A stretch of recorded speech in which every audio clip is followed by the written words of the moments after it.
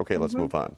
Let's say you're going to community college, you're taking a few classes, you're trying to pay attention to the professor when suddenly you hear a baby start crying and then a dog starts barking. It's not a dream, it's reality in Ventura. The Ventura County Community College District considering restrictions on when pets and children can be on campus. Not just on campus, in the classroom. And it's not only a distraction for students, the district's chancellor said they've had children left in cafeterias and libraries without supervision. Thus, it's a liability issue for the schools as well. But you're a single mom with kids, you want to take some classes for your degree. Should community colleges tell you that you can't bring your kids to class, Charlotte? They should definitely tell you that. I think that community colleges should act more like four-year universities if they want to be successful. What they do on one hand is they want to be open access. They want to let everyone in. They want to make it easy for you to go to school. And then students are disrespectful because they bring their animals and their children and this and that. On the other hand, in the classroom, generally, they're too strict. They treat you like you're in third grade. And I tend to take a class every semester. So at a community college. So I've been taking classes for a very long time at a lot of community colleges. And I can tell you this is generally the experience. And years ago, probably about 10 years ago, I took a computer class at a community college with my husband. And my husband is an attorney, an Oxford University graduate, a judge, part-time, pro-town, very, very intelligent. The teacher was condescending to him, kept saying he was cheating and copying my paper, kept telling him not to touch his computer keyboard during the lecture.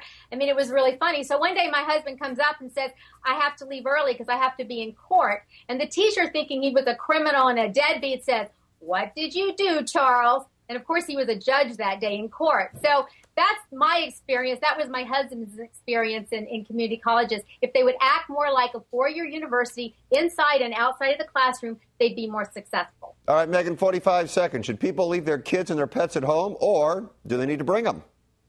Well, doesn't Charlotte have chickens? Can she bring her chickens to the classroom? That's right, I do. I mean, is it just dogs and they cats? Need to get an education, I mean, are all too. animals, I mean, we can't discriminate, right? So, I went to community college for 1 year, and I know a lot of my friends have gone to JUCOs in order to find their bearings, to take their core competency classes in order to find out where they want to go, kind of what they want to do, and what major they want to fall into.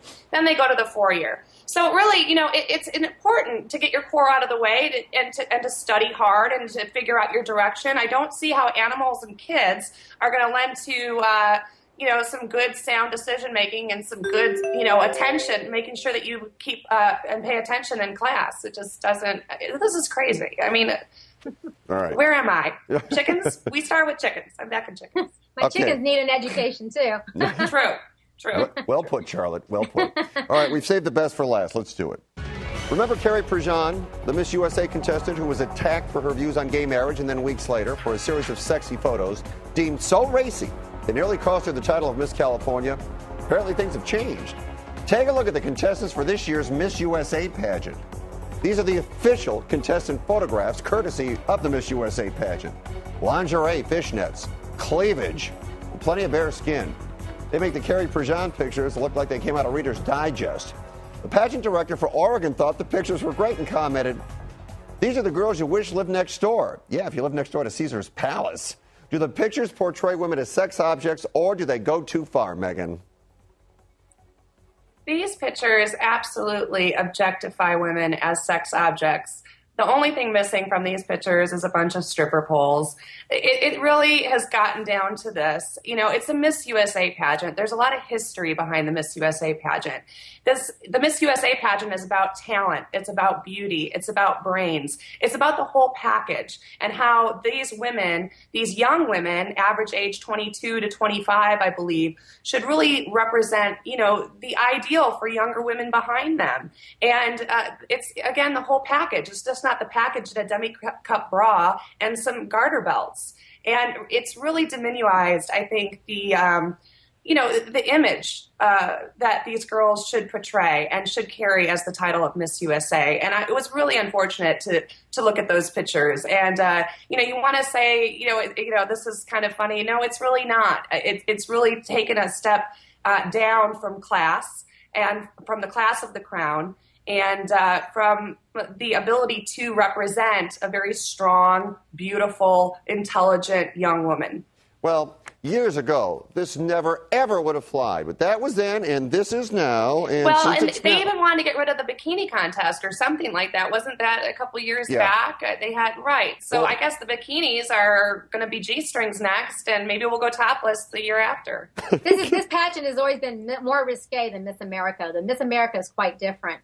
But I don't actually have a problem with this, Megan. I disagree with you on this issue. I don't think it's any different than wearing a bathing suit. I don't think this is any different from watching America's Next Top Model or looking through fashion magazines or looking to Victoria's Secret fashion show. And I think the reason that these beauty pageants get criticized is because this pageant's been around for 60 years. And back 60 years ago, women were objectified and sexism was prevalent. Now women are leaders of industry. Now you have male pageants. You have Mr. World, Mr. Gay World. I even went to the Bachelor auction years ago, and you could actually buy a guy. In fact, my girlfriend bought a date with Fabio for $2,500. So, you know, men are objectified in the same way. I don't think it's a big deal. I think it's just like everything else in society, and I think this pageant is keeping up with the times and getting publicity and getting people to watch, and I don't have a problem with it. Well, you know, Megan, you want to go ahead. Take the last word. Go ahead. Yeah, you know, I guess sex sells at the behest of some young women that are trying to set examples for younger women to follow.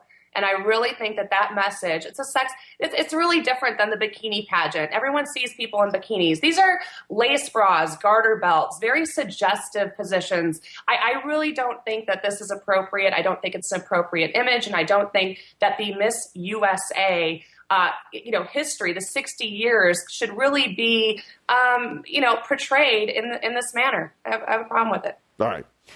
Ladies, well done as always. Megan, Charlotte, thank you very much. Thanks. Before we go, Charlotte. Bye. Happy birthday. Thank you, Happy Fred. birthday, Charlotte. Thank you. All right, you guys, I'll talk to you next week. Okay. Bye.